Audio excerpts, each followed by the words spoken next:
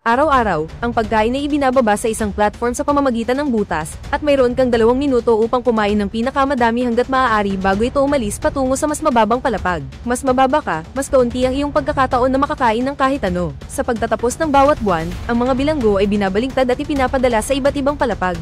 Sa isang kulungan na kilala bilang Vertical Self-Management Center, si Goreng ay nagising sa isang konkretong selda na may numerong 48 sa pader nito. Wala nang iba kundi isang kama at lababo na maaari niyang gamitin at isang butas sa gitna ng sahig na tinatawag ng kanyang kapwa bilang si Trimagasi na The Pit. Mayroong daan-daang palapag tulad ng kanila, lahat ay may 2 bilanggo na gumagamit ng mga peking pangalan na itinalaga ng pamunuan. Nang makita ni Goreng ang platform sa kauna-unahang pagkakataon, nagpa siya siyang hindi kumain dahil hindi siya gutom, at mas gusto niyang iwanan ng pagkain para sa mga mas mababang antas. Pagkatapos kumain ng maraming kaya niya, nilaglag ni Trimagasi ang laway sa mesa, alam na malamang na ginagawa rin ito ng mga tao sa itaas. Nagpa siya si Goreng na itago ang isang mansanas para sa susunod, ngunit pagkatapos umalis ang platform, ang selda ay nagsimulang maging sobrang init. Lumabas na ipinagbabawal ang pagtatago ng pagkain, kaya kailangan ni Goreng na alisin ng mansanas o sila ay masusunog sa kamatayan. Ito ay nagbigay sa kanya ng pag-iisip tungkol sa interview na ginawa niya bago pumasok sa lugar, nang kailangan niyang pumirma ng papel na umaayon sa katotohanan na hindi siya makakalabas hanggang matapos ang napagkasunduang panahon. Bawat bilanggo ay may pagpipilian na magdala ng isang bagay kasama nila, at pinili ni Goreng na magdala ng kopya ng Don Quixote. Si Goreng ay kusang pumasok dito, mag-aaksaya siya ng 6 na buwan kapalit ng isang akreditadong diploma. Kinabukasan, tumanggi si Goreng na kumain muli nang dumating ang platform, at iniisip ni Trimagasi na sayang ang palapag 48 sa kanya. Tinanong ni Goreng si Trimagasi tungkol sa kanyang kwento, at ipinaliwanag ni Trimagasi na nagsimula ito sa isang patalastas sa telebisyon. Bumili siya ng isang pambihirang kutsilyo na nakita niya sa TV, ngunit ilang araw lamang ang lumipas, naglabas sila ng bagong patalastas na nagpo-promote ng mas magandang kutsilyo. Ito ang nagpasiklab sa kanya kaya't kinuha niya ang TV at itinapon ito sa bintana na nakapatay ng isang lalaki na nagdadaan. Binigyan si Trimagasi ng pagpipilian sa pagitan ng isang psychiatric hospital at isang butas, kaya nandito siya ngayon. Ang pinakamababa niyang naabot ay 132, kaya alam niyang mayroong mas maraming palapag kaysa doon dahil nakita niya ang mga ito sa ibaba. Walang pagkain na umaabot sa mga mas mababang antas, at ang isang buwan sa ilalim ay hindi masyadong masama. Ang problema ay kapag nakakuha ka ng 2 mas mababang antas ng sunod-sunod. Natatakot si Goreng sa posibilidad na ito at sinubukan niyang makipag-usap sa mga tao sa ibang mga palapag upang hilingin sa kanila na ay rasyon ng kanilang pagkain, ngunit siya ay hindi pinansin. Sumagot si Trimagasi sa pamamagitan ng pag-ihi sa mas mababang palapag, at ibinunyag din niya na ang bagay na pinili niyang dalhin kasama siya ay ang kutsilyong binili niya mula sa TV. Sa susunod na dumaan ng platform, sa wakas ay nagsimula ng kumain si Goreng. Nakita rin niya ang isang tao mula sa mga itaas na antas na nahulog sa butas, at sinabi ni Trimagasi na ito ay napakakaraniwan ngunit walang gagawa ng kahit ano tungkol dito. Ikinwento ni Trimagasi kay Goreng ang lahat ng mga palapag na napuntahan niya at binanggit na magkakasama sila sa susunod na buwan. Napagtanto ni Goreng na ang mga kapwa bilanggo ay pinapanatiling magkasama kapag sila ay binabaligtad, at sa wakas ay naunawaan niya na kinain ni Trimagasi ang kanyang dating kapwa bilanggo nang siya ay nasa mas mababang mga palapag. Nang muling dumaan ang platform, si Miharu ay nakaupo dito. Nababahala si Goreng para sa kanya dahil napansin niyang siya ay nasugatan, ngunit sinabi sa kanya ni Trimagasi na huwag siyang pansinin. Si Miharu ay bumababa sa butas isang beses sa isang buwan upang hanapin ang kanyang nawawalang anak. Pinapatay din niya ang bawat kapwa bilanggo na kanyang nakukuha upang magkaroon ng mas maraming pagkakataon na mapairal sa kanyang anak sa susunod na buwan. Ang lalaking nakita nilang nahuhulog ay malamang na kanyang biktima. Pagkatapos ay ipinaliwanag ni Trimagasi na kabaligtaran sa kanya, hindi siya pumatay ng sinuman, kumain lamang siya ng katawan na nahulog sa kanyang palapag.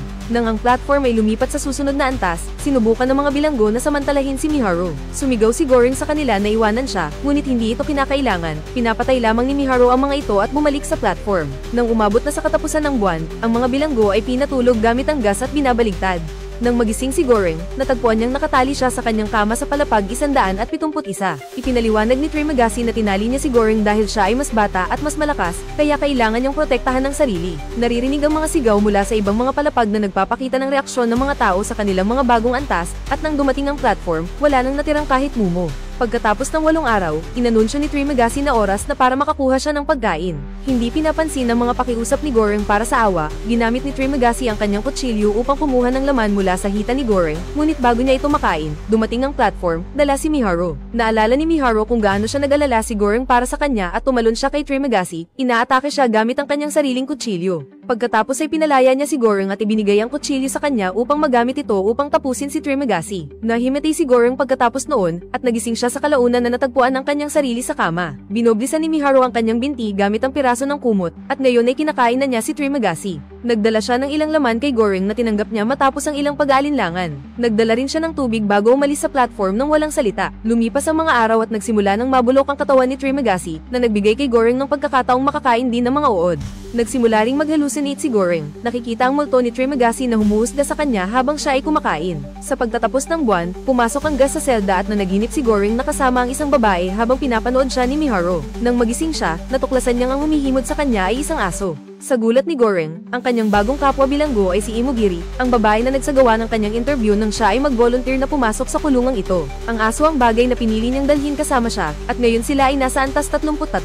Naalala ni Goring ang araw ng interview at kung paano gumawa si Imogiri ng nakakatakot na mga paghinto sa pagitan ng mga tanong.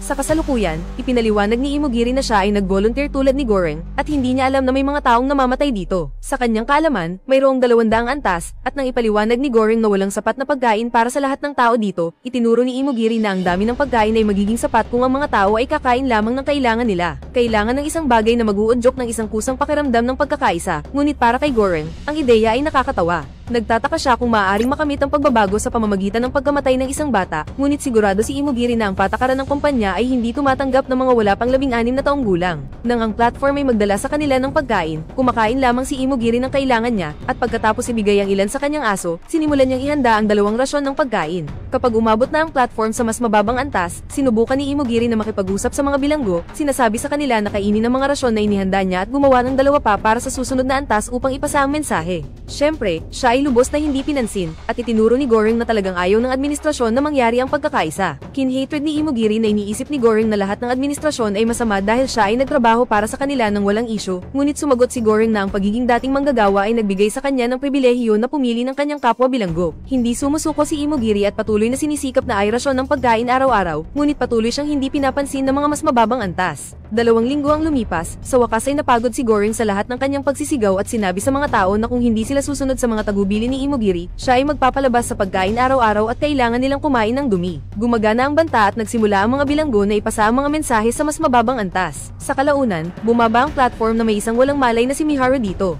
Inilagay ni Goring at Imogiri si Miharu sa isang kama at inalagaan siya habang ang aso ay nagnanakaw ng ilang pagkain. Kapag umalis na ang platform, ang selda ay nagsimulang maging sobrang lamig, at kailangan ni Goring na habulin ang aso upang maibalik ang pagkain na ninakaw nito bago sila mapatay dahil sa paglabag sa mga patakaran. Sa gabi, iniwan ni Goring ang kama kay Miharu at natulog sa sahig. Nang magising siya ay nakita niyang nag-aaway ang mga babae. Lumabas na pinatay ni Miharu ang aso upang kainin ito. Kinabukasan, umalis si Miharu sa platform. Sinabi ni Goring kay Imogiri ang tungkol sa paghahanap ni Miharu para sa kanyang anak, ngunit ipinaliwanag ni Imogiri na si Miharu ay nagpunta dito nang mag-isa 10 buwan na ang nakaraan. Siya ay isang aktres na walang pamilya na nag-volunteer na pumasok dito tulad ni Goring. Nagpadala si Imogiri ng mga tao dito nang hindi alam kung gaano ito kasama, at siya ay nakikipaglaban sa kanser sa loob ng 3 taon. Nang matuklasan niyang natalo siya sa laban na iyon, nag-volunteer siya na pumasok dahil akala niya ay makakagawa siya ng pagbabago, ngunit hindi na siya nagmamalasakit ngayon. Sa kanilang huling araw sa palapag 33, sinubukan ni Goring na pasukin si Imogiri na kumain ng kahit ano dahil maaaring wala silang pagkain bukas, ngunit masyado nang nalulumbay si Imogiri upang umalis sa kama. Sa susunod na umaga, nagising si Goring upang matuklasan na siya ay nasa palapag 202, nangangahulugan na mayroong mas maraming antas kaysa sa alam ni Imogiri. Ang ganitong revelation ay labis para kay Imogiri at ginamit niya ang kanyang mga kumot upang tapusin ang kanyang buhay. Sa sandaling iyon, muling lumitaw ang hallucination ni Trimagasi, nagtatanong kung kakainin ni Goring ang kanyang bagong kaibigan. Sa pagkakataong ito ay sinamahan siya ni Imogiri at ang kanyang aso, na nag-insist na dapat niyang kainin ang katawan niya. Sinubukan ni Goring na huwag pansinin ang kanilang patuloy na pagbabalita, at sinubukan niyang panatilihing abala ang kanyang sarili sa ibang mga bagay. Niloko niya ang kanyang tiyan sa pamamagitan ng pagkain ng mga pahina ng kanyang libro, at kumuha siya ng piraso ng plato upang simulan ng pagbibilang ng mga araw sa pader. Sa kalaunan, subalit, naging labis ang gutom, at sa wakas ay nagsimula si Goring na kumain kay Imogiri habang ginagabayan siya ni Trimagasi kung saan dapat putulin. Sa kalaunan, dumating ang susunod na shuffle at natuwa si Goring na matuklasan na siya ay nasa palapag-6. Ang tao sa kabilang kama ay si Miharu, na sumunod sa kanya na may dalang kutsilyo, ngunit ito ay lumabas na isang panaginip lamang. Ang bagong kapwa bilanggo ni Goring ay si Baeret, na ang napiling item ay isang lubid. Si Baeret ay labis na nasasabik dahil iniisip niyang makakakyat siya hanggang sa tuktok mula rito, at humingi siya ng tulong mula sa mga tao sa antas 5. Tinukso siya ng mag-asawa sa itaas bago sumang-ayon na kunin ang lubid, ngunit nang magsimula si Baeret na umakyat, ibinaba ng ibang bilanggo ang kanyang pantalon at damumi sa mukha ni Baeret. Nabigla at nadismaya, binitiwan ni Baeret ang lubid at nahulog, ngunit nahuli siya ni Goring sa tamang oras ngunit nawala ang lubid sa butas. Nang dumating ang platform, kailangan nilang kumain habang nakikinig sa mga bilanggo sa antas 5 na nagiging masaya. Habang lumilipas ang oras, muling lumitaw ang mga hallucination ni Trimagasi at Imogiri. Sinabi ni Trimagasi na ang galing ni Goring dahil mayroon na lamang siyang isang buwan na natitira, at pinaalala ni Imogiri sa kanya na ang pagbabago ay hindi nangyayari ng kusang loob. Ito ay nagbigay inspirasyon kay Goring na mag-isip ng plano, at humingi siya ng tulong kay Barrett. Dapat silang tumalon sa platform gamit ang anumang sandatang maaari nilang makita, at siguraduhing ay rasyon ng mga tao ang pagkain upang lahat ay makakain.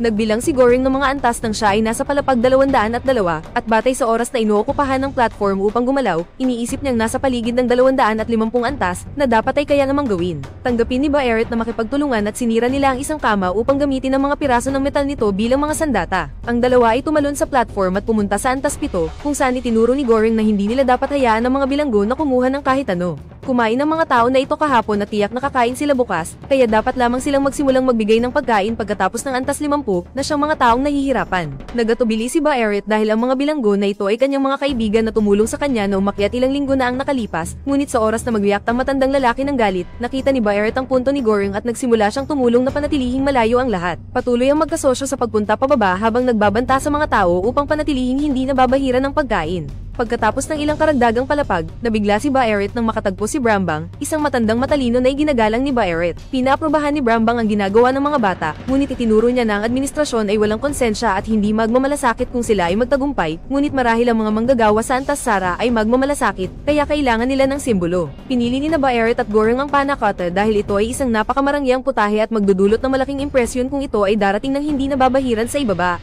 Ang misyon ay nagpapatuloy habang patuloy silang bumababa, pinapanatiling ligtas ang panna cotta habang pinapanatili ang mga tao sa malayo gamit ang mga pagbabanta. Nang mabot nila ang antas 50, nagsimula sina Barrett at Goring na ipamahagi ang mga rasyon ng pagkain, at labis na nagpapasalamat ang mga tao. Sa antas 77, nakita nila ang isang may sakit na matandang lalaki at isang batang may kapansanan sa pag-iisip. Sinubukan ni Goring na pakainin ng matandang lalaki ng sopas, ngunit sinabi ng batang lalaki na huwag na silang magabala dahil papatayin din niya ang lalaki mamaya upang makain siya. Sa susunod na antas, may isang katawan lamang at hinuhulaan ni Goring na dito nagising si Miharu. Hindi huminto ang platform dito dahil walang mga buhay na tao na nangangahulugang mali ang mga kalkulasyon ni Goring at may higit sa 250 antas. Sa susunod na palapag, nakita nila ang dalawang lalaki na umatake kay Miharu. Ang isa sa kanila ay may espada at ang isa ay napakalaki at matipuno, kaya nang tumalon sina Goring at Barrett upang tulungan ng babae, napakahirap ipagtanggol ang kanilang mga sarili. Nauna si Barrett sa pagkuha sa kanyang kalaban at pagkatapos ay tinulungan niya si Goring na patayin ng malaking lalaki, ngunit sa kasamaang palad, huli na para kay Miharu, napatay na.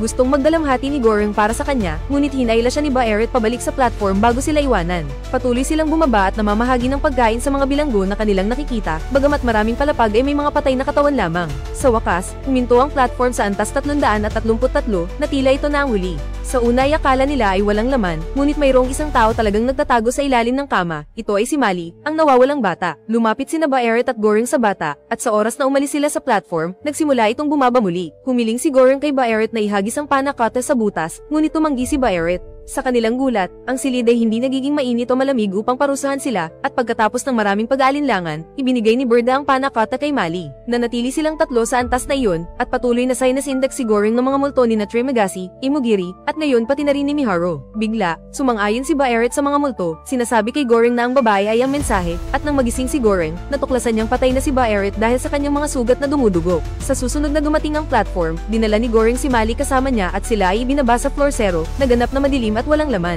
Lumitaw si Trimagasi upang sabihin kay Goring na bumaba siya sa platform dahil hindi siya bahagi ng mensahe, at magkasama nilang pinanood ang pag-akyat ng platform kasama si Mali, umaasang ipapakita niya sa mga nang-aabuso sa itaas ang katotohanan ng sitwasyon. Salamat sa panonood.